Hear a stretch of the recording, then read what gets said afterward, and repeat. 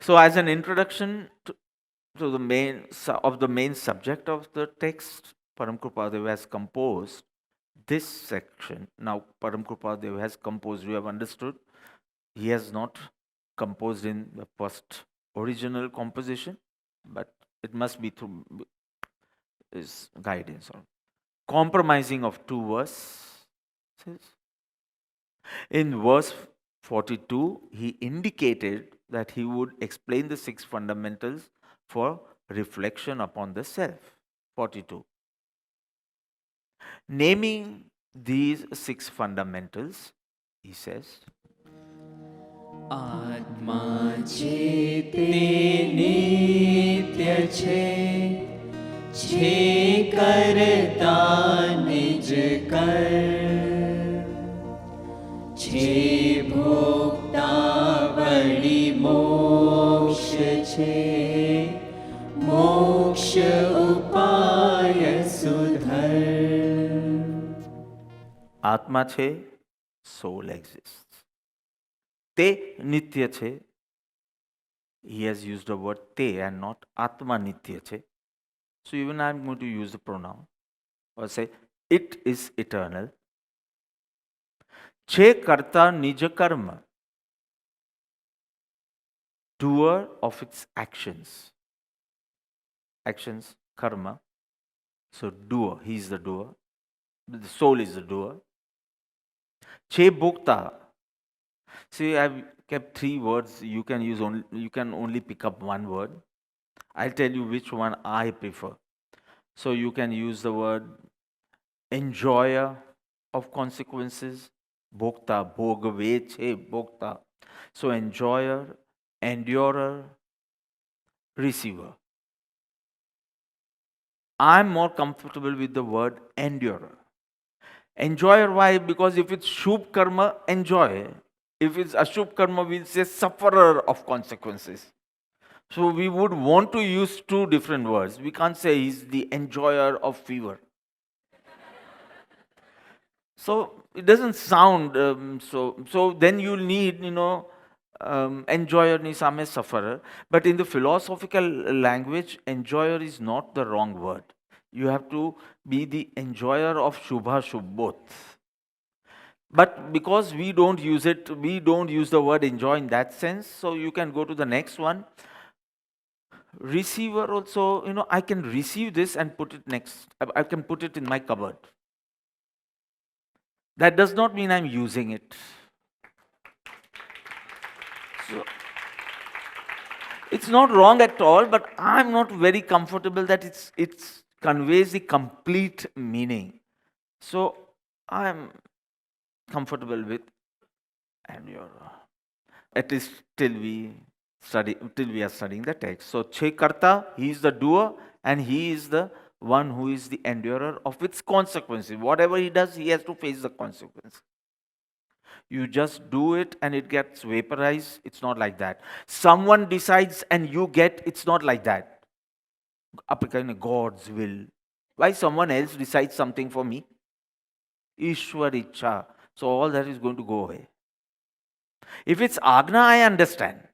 If by the word will, if you say Guru Agna, ke Bhagwan ni Agna, ke Ishwar ni Agna, that is another thing. It's instruction. But whatever is happening is because of, so someone else writes my destiny, Jainism will not accept that.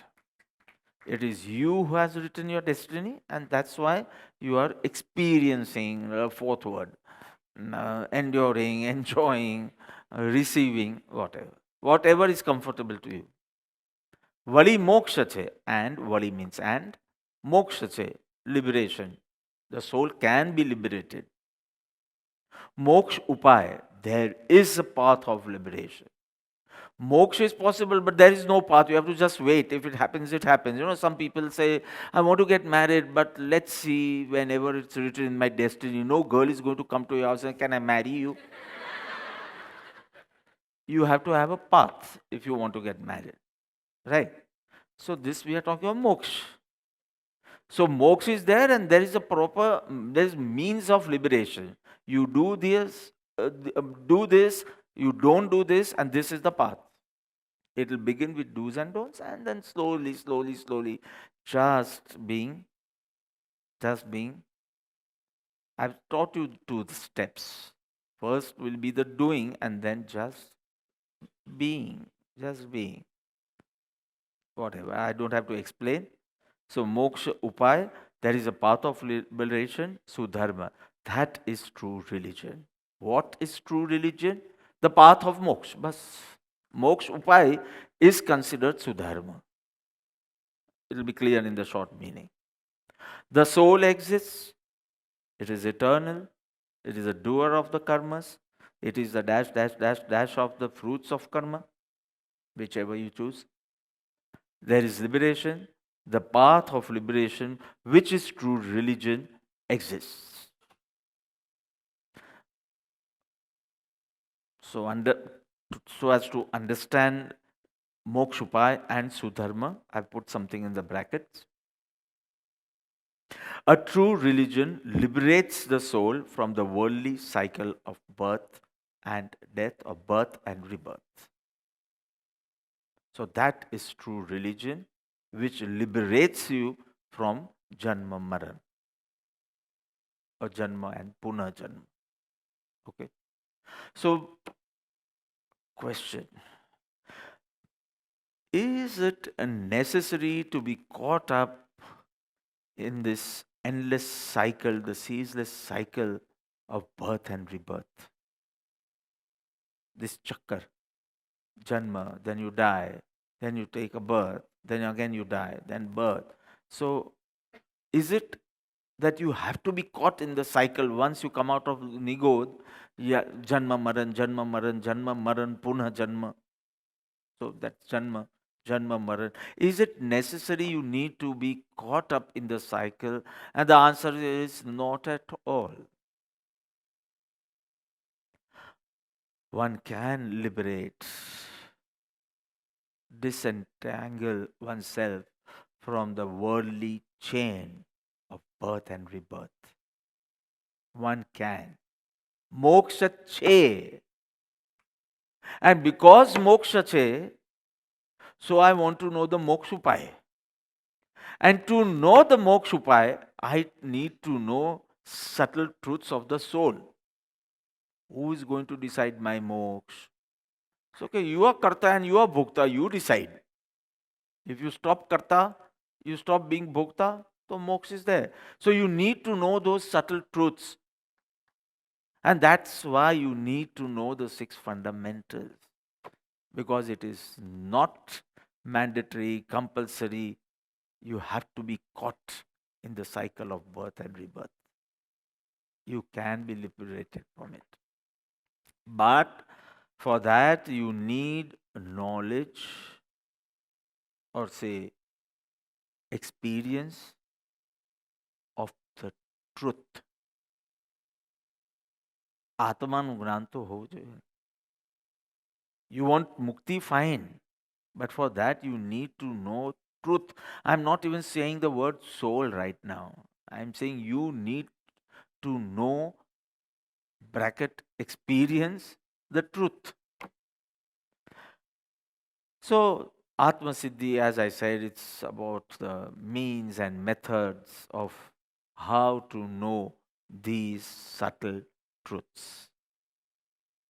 So, now we have come to knowing the truth. I've said nothing about the soul right now, whatever the truth is. But one needs to know the truth to get liberated, right?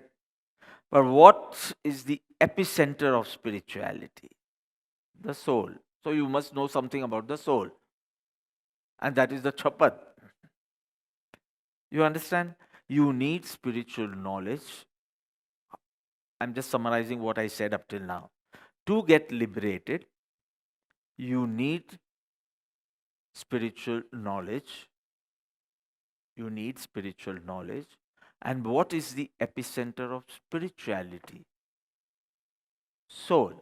So you need to know more about the nature of the soul. Over. Clear? So,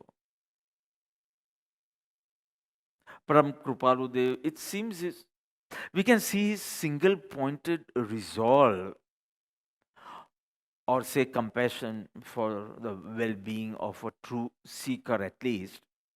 He wants to solve each and every doubt. I think verse 43 was enough. Then we should have gone straight to, Sri Sadguru, you explained the six fundamental truths to me.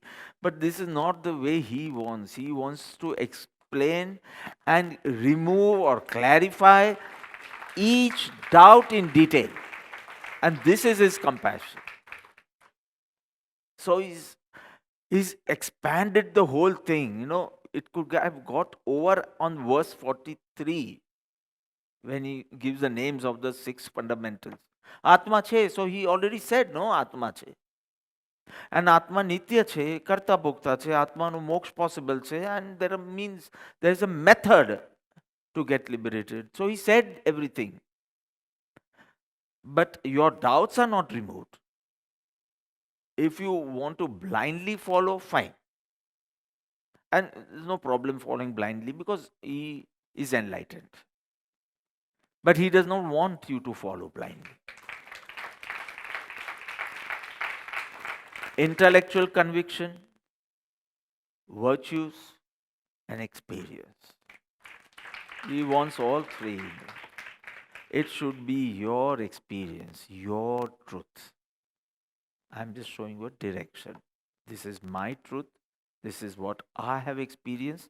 That is a direction. But I want you to move in that direction and experience. So before a detailed, logical, reasoning dialogue, he familiarizes us with the subject matter by just giving these six names, by just naming the six fundamental truths, which are the foundation of spiritual knowledge. Soul is the epicenter, but these six aphorisms are the foundation of spiritual knowledge. And which are they? Once more. Soul exists, it is eternal, doer, we'll go in short. So, doer and path of liberation. So, this introduction actually prepares us, gives us that feel of what are we going to do for another, say, 4 or 5 months. What are we going to? It already gives us that feel. It has already made us ready, inspired us.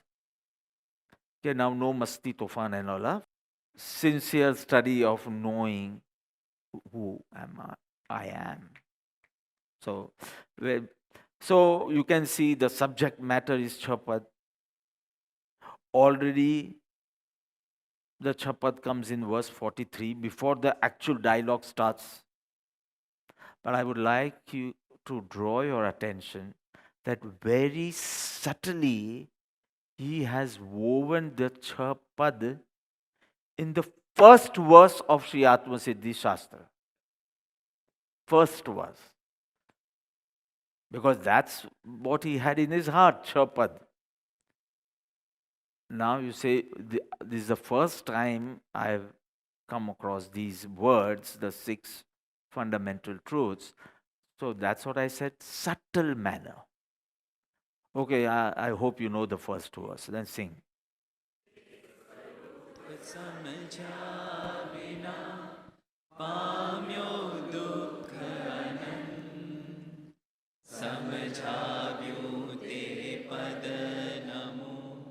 Shri Sadguru Bhagavan. So, what is the meaning of the first line? In the absence of the knowledge, samajya vina, knowledge of what? Of what? I can't understand. Of the true nature. The word soul is not used. J Swaru, of the true nature of J. I don't know who is that J. Huh? Of J. Swarup Samja Vina of J. Correct? Pamyo Dukhanand, and then Samjavyu te pad namu Sri Sadguru Bhavan. This is the verse. You see, all the 6 pads are woven in here. So if you ponder about absence of knowledge of what? The true nature of soul. See, you said it. You said it. So it signifies to the Pratham Pad, soul. Dukha Anant. You have been experiencing Dukh Anant. Anant means infinite. Infinite you have been experiencing, but I'm just 54 years old. And why is he saying I've been experiencing Dukha since? So that means I was there for infinite time. Ah. So if you ponder over it, second pad, it signifies the second pad, the soul is eternal. Third, why am I suffering but? Give me the answer from the first verse. Samjya vina, no? So without understanding, so you are the culprit. You didn't understand, and so you have been suffering. So not understanding, third pad. You are the doer of all this suffering.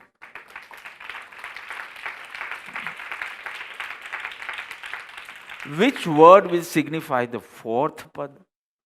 Pamyo, receiver, enjoyer, endurer. Pamyo, tu pamyo ne, to tu pame છે ને, so you are the enjoyer or receiver. How can you say enjoying dukh? So that option goes away. Endurer રાખ્યા આપણે હમણાં તો.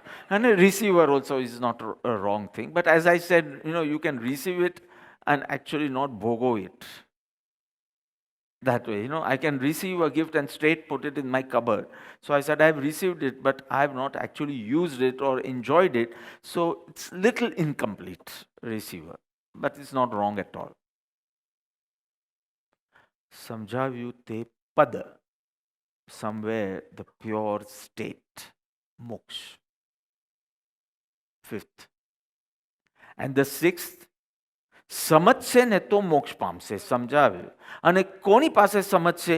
સદગુરુ ભગવાન પાસે. સો નિમિત્ત ઉપાદાન બોથ.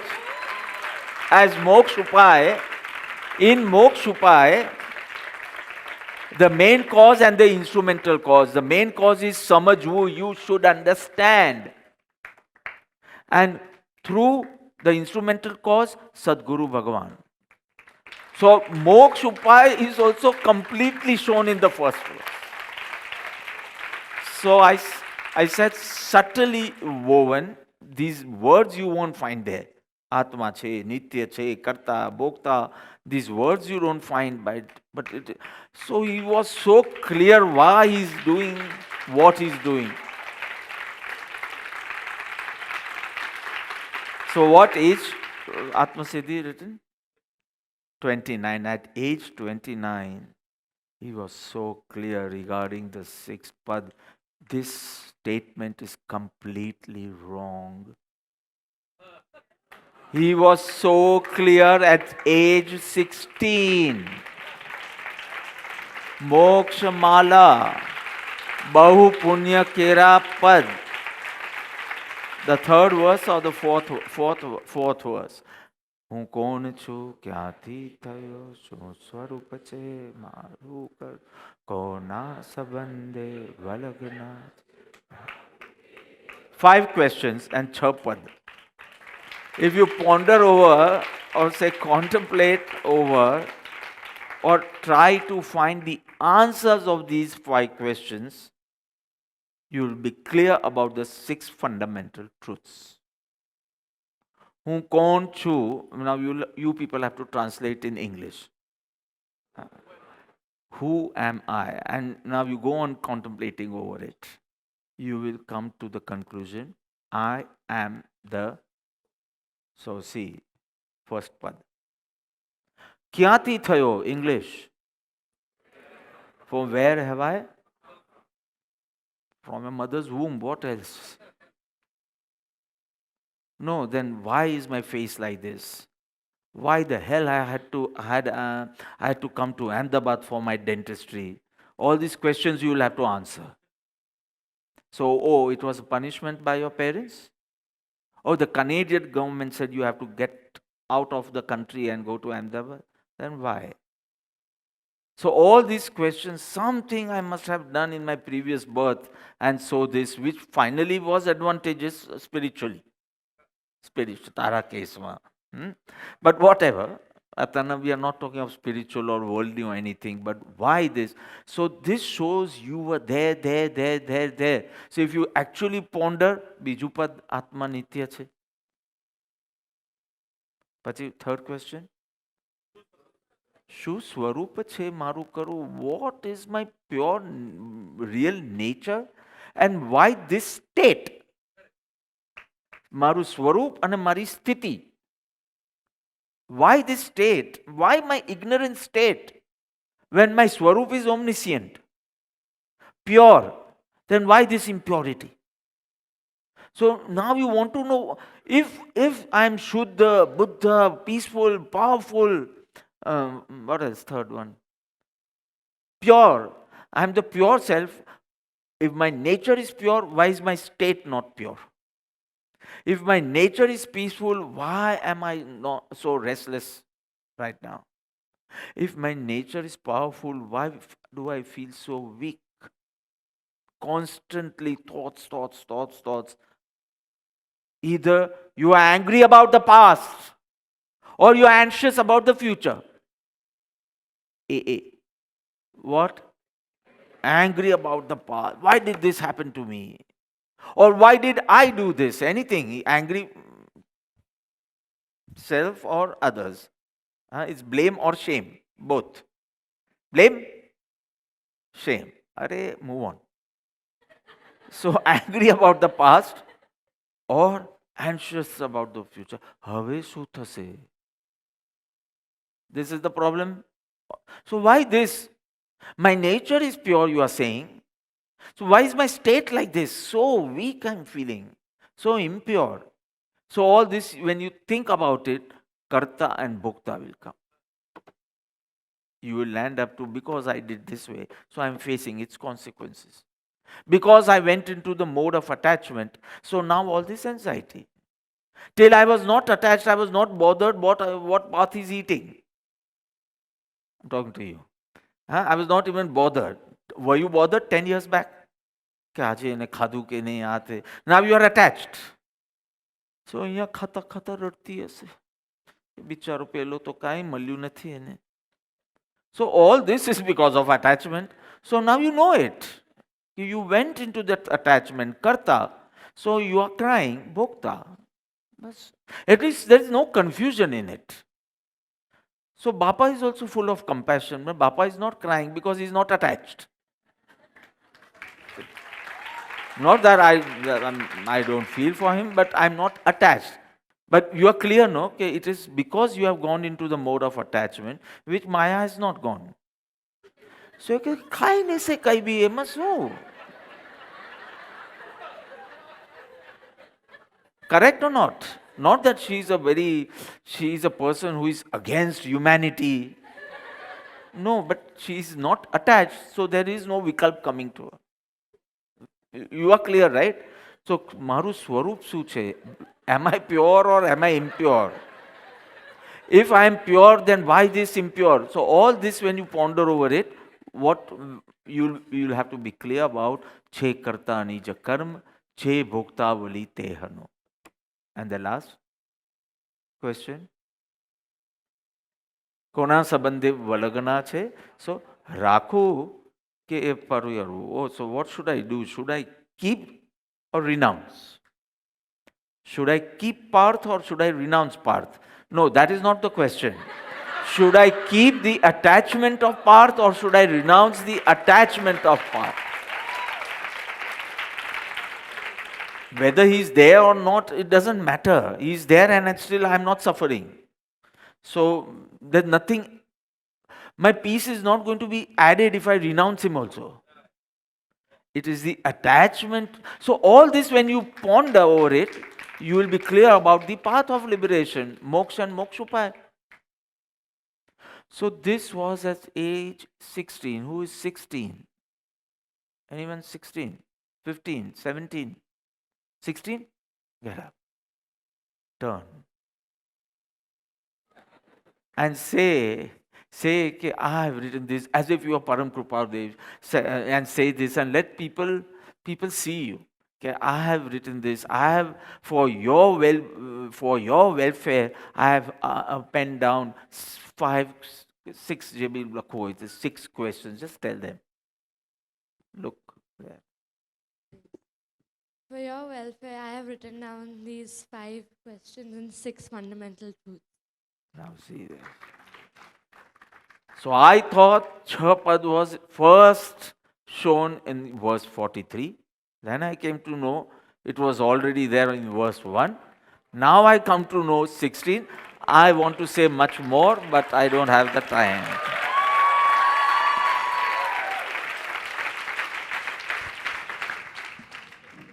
આત્મા છે તે નિત્ય છે કરતા નિજ કર્મ છે ભોગતા વળી મોક્ષ છે મોક્ષ ઉપાય સુધર્મ